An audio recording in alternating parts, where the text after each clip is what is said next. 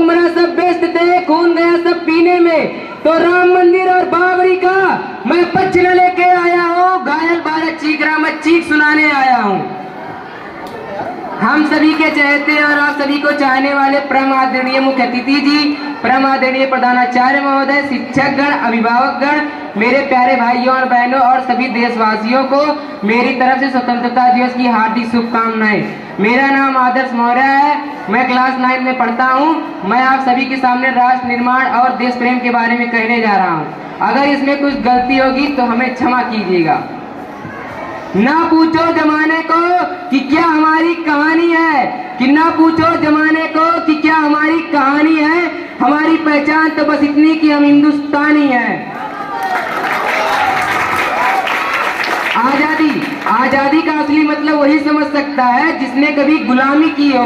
हम सौभाग्यशाली हैं कि हमने स्वतंत्र भारत में जन्म लिया। यूं तो आजादी के लिए 1857 में जब्त की थी, जो हमारे देश को 1947 में आजाद कराई।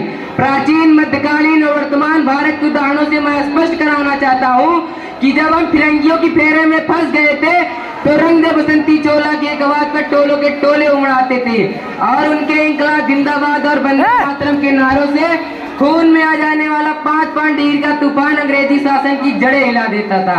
इसके बाद 62, 65, 71 के युद्धों में अपना सुहाग गवा देने वाली औरतें जब घर के हालात ही होते रहते कि प्यार भी भरपूर गया, मांग का सिंदूर गया, नन्हे नन्यालों की लंगोटियां चली गई, छोटी छोटी बच्चियों की चोटियां चली गई, बाप की कमाई गई, भाई की पढ़ाई गई, एक ऐसा विस्फोट हुआ पता ही नहीं चला, जिस्म की कई बोटियां चली गई, जिस्म की कई बोटियां चली गई। अरे आपके लिए तो एक आदमी मरा साहब, मेरे घर की तो रोटियां ही चली गई, मेरे घर की तो रोटियां ही चली गई। इस तरह पूरा परिवार अपनी देशभक्ति साबित कर रहा होता था। तब देश बलिदान मांगता था, तब देश लड़ जाने को, मर जाने को, मिट जाने को, फांसी पर चढ़ जाने को कहता था। किंतु देश आज न लड़ जाने को कहता, न मिट जाने को, फांसी पर चढ़ जाने को नहीं कहता। मैं नहीं मानता कि फेसबुक, व्हाट्सएप और इंस्टाग्राम की डीपी को 3 रंग में रंगना ही देशभक्ति है, कि मैं नहीं मानता कि फेसबुक, व्हाट्सएप और इंस्टाग्राम की डीपी को 3 रंग में रंगना ही देशभक्ति है। यदि आप कहेंगे कि वस्त्र का तिरंगा दोनों हाथों में लेना देशभक्ति है, तो मैं पूछना चाहूंगा कि फुटपाथ पर रहने वाला बच्चा जब पेड़ की छांव और नंगे पांव में तिरंगा बेच रहा होता है तो क्या आप उसे उसकी देशभक्ति कहेंगे? नहीं, ये उसकी देशभक्ति नहीं, उसके पेट की भूख की शक्ति है जो उसे ऐसा करने पर मजबूर करती है।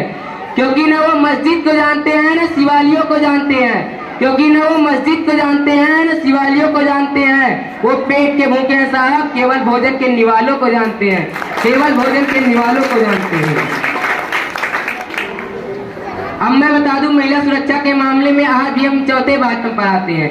हम एक ऐसे समाज में जीते हैं जहां पत्थर की मूर्ति को लगते हैं 56 भोग, भूखे नंगे तड़पते सो जाते हैं लोग। यही सच्चा राष्ट्र प्रेम और यही सच्चा देशभक्ति कि न सरकार मेरी है न राम मेरा है, कि न सरकार मेरी है न राम मेरा है और न बड़ा सा नाम मेरा है।